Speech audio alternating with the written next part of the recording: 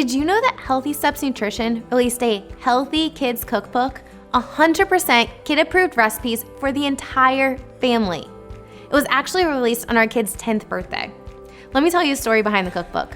We were all sitting around the dinner table and we were talking about why you start a business. And one thing that sparked all of our interest was they wanted to solve the problem of kids not eating healthy.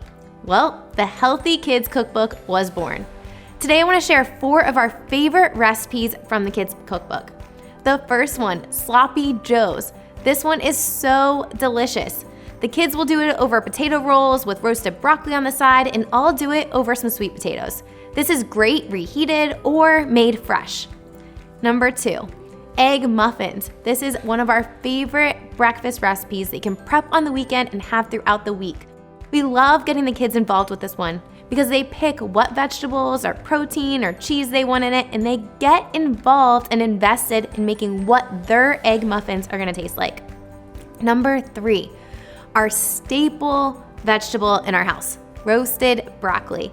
If you haven't jumped on the roasted vegetable train yet, you 100% need to. It's so easy and it gives vegetables such a delicious crunch and flavor.